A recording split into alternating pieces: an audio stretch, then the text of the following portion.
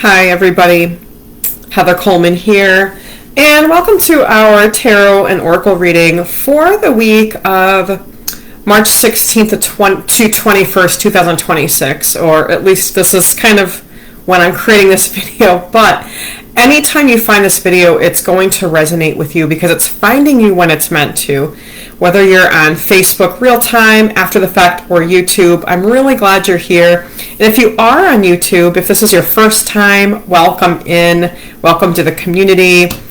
And if you're finding that this video resonates, please give it a comment, like, thumbs up, and maybe subscribe. So let's dive right into it. We're working with our Angel Wisdom Tarot deck by Radleigh Valentine. We're going to start there. Very interesting card that's just caught my eye when I was drawing the cards. And it's the Seven of Wands, or fire. This is your energy. And this is often pointing to your own energy and the energy that's around you, kind of like how your energy is affecting what's around you and how the energy around you is affecting you. So keeping that in mind, let's look at the message here.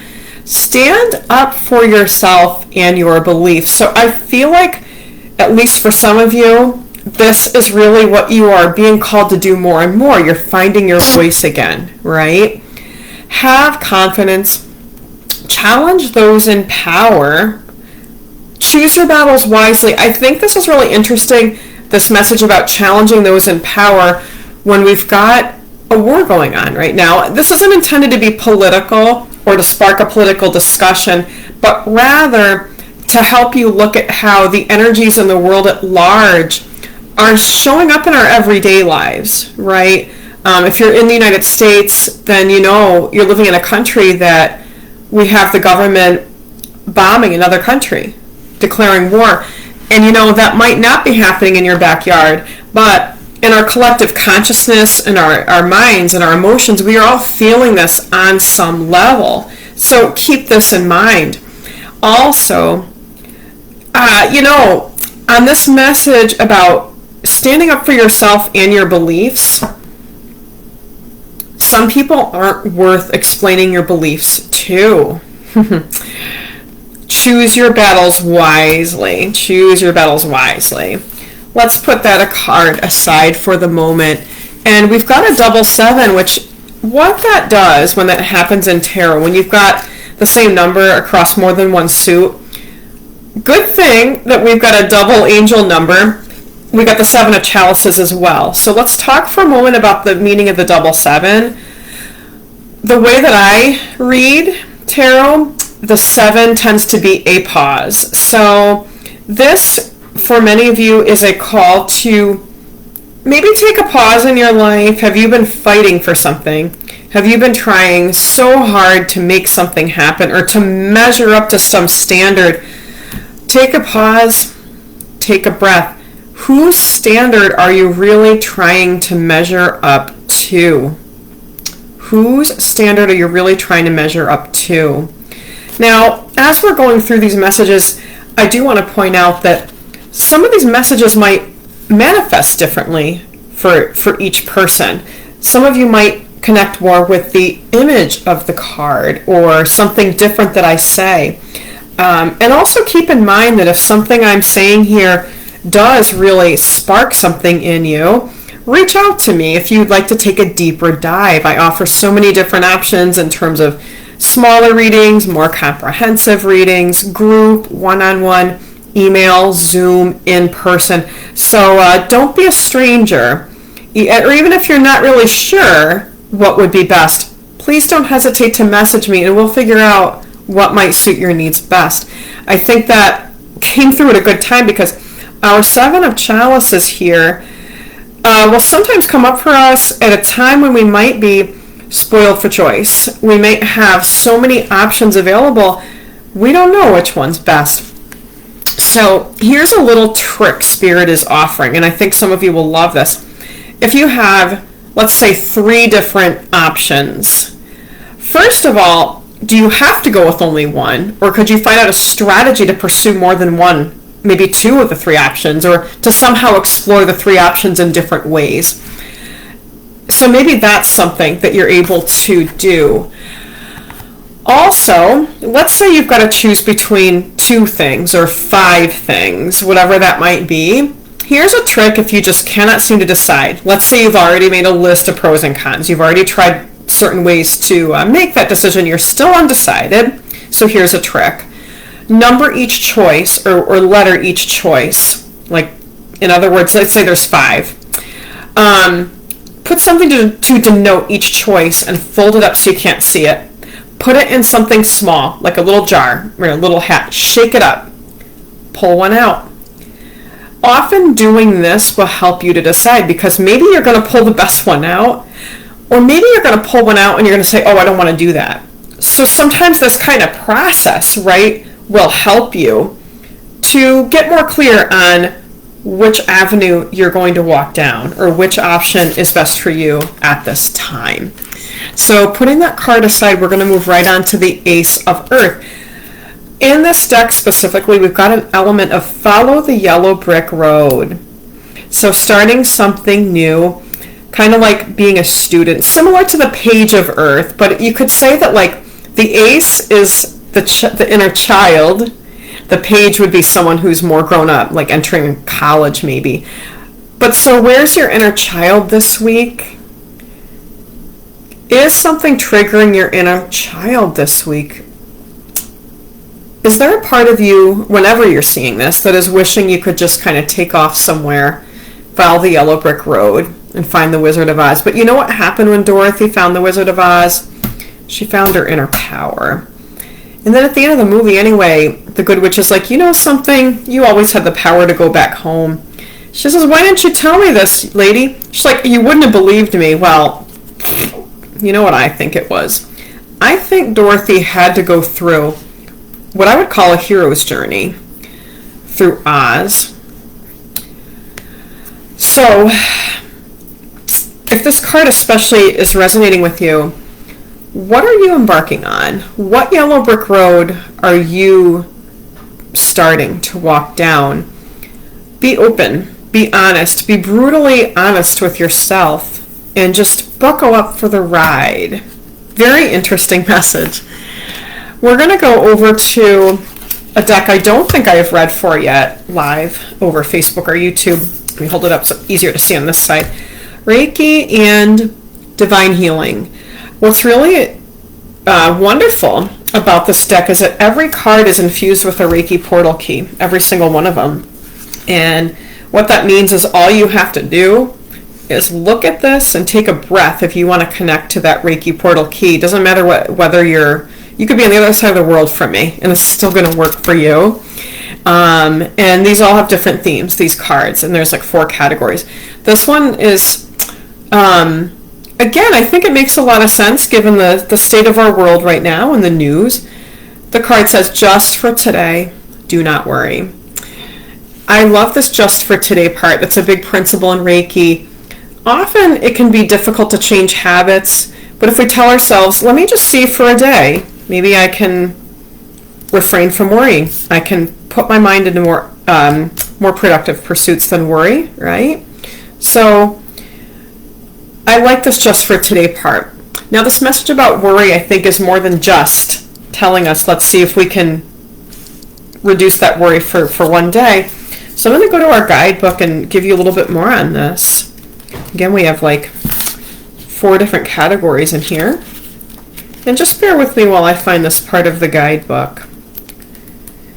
You know, Reiki is similar to yoga in the sense that it gives us directives for how to be, how to process, how to show up in the world for ourselves and for others. And this is one of those cards. There was a gentleman named Yusai Reiki that sort of developed this whole practice. So the first of Yusai's original precepts was, just for today, do not worry. Many Reiki students, or just if you're here, you're a student of something metaphysical. So many individuals find that chanting the names of the precepts in the original Japanese is a path for embodying them. I love this.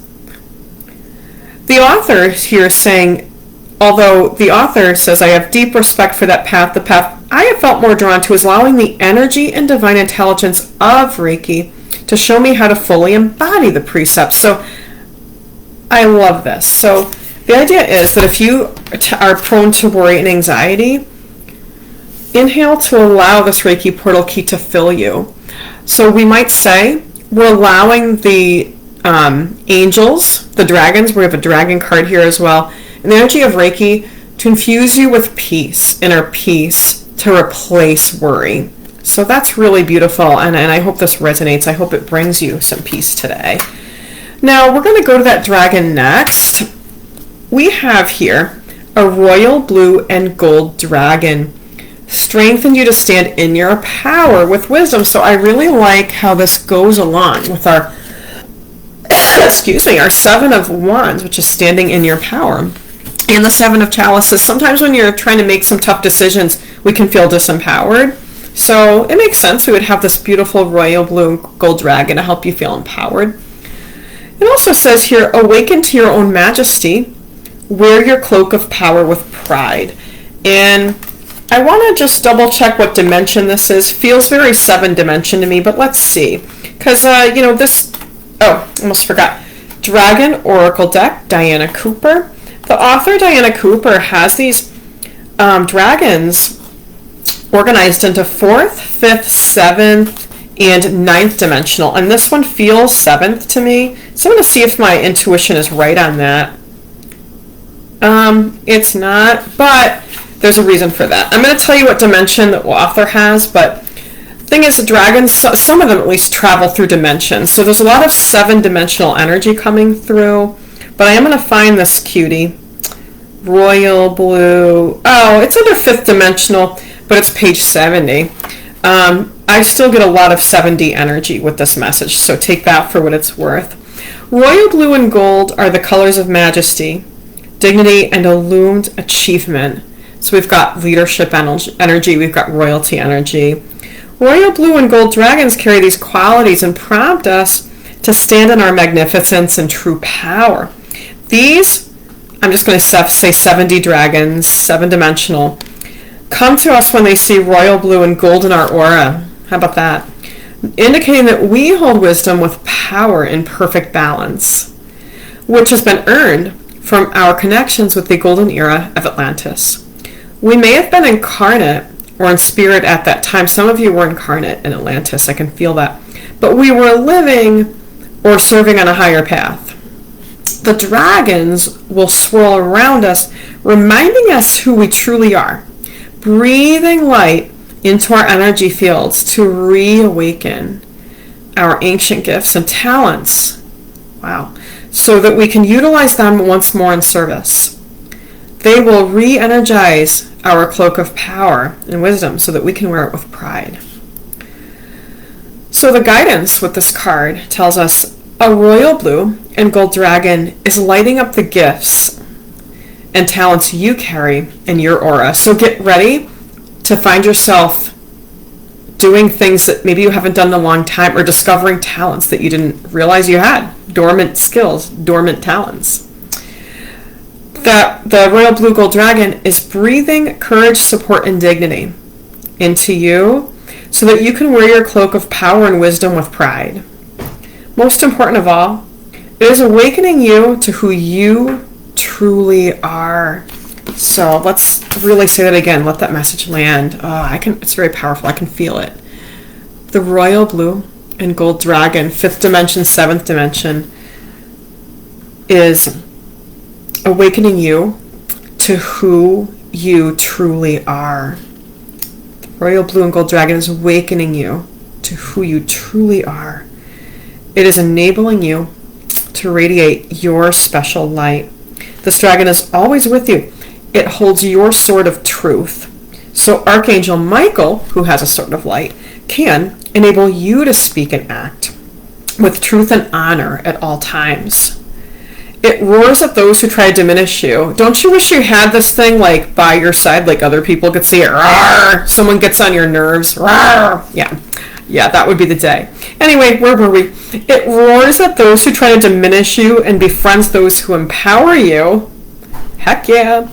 You have all the support you need to teach divine majesty by example. So that's a very powerful message. Moving on to our Five of Swords from our tarot deck here. Five of Swords. We often have conflicting agendas with this. The message for me to read to you that's standing out is there's a better way that will make you happier. So if you've got a difficult situation in your life, maybe, I don't know, maybe for some of you a toxic workplace or just stress at work, maybe a difficult relationship or more than one, get out of the box with your thinking. Focus on solutions, even if you seem to be the only one doing that. There's a better way that will make you happier. Now, the message on here says avoid people who lack integrity. You might not be able to do that completely right now if this message is resonating with you. And I think that's why this is coming after that powerful message with the dragon. Call people out with discretion. Or let me say that a little differently.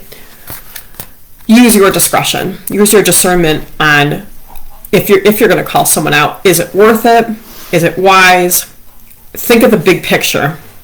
Some of you are in a really precarious position with this card, but please know that the angels are with you. Archangel Michael is with you. Your Royal Blue and Gold Dragon, even though, I mean, you might not even hear it, but this thing is like breathing fire at those people all the time. I mean, sometimes when someone's really annoying, it just helps to picture a dragon right by your side like doing that. So, yeah, very therapeutic. So, final card, and I think it's really interesting that this one comes up final, because I've noticed that when I read tarot, often the major arcana cards, most of the readings I do, come up early in the reading.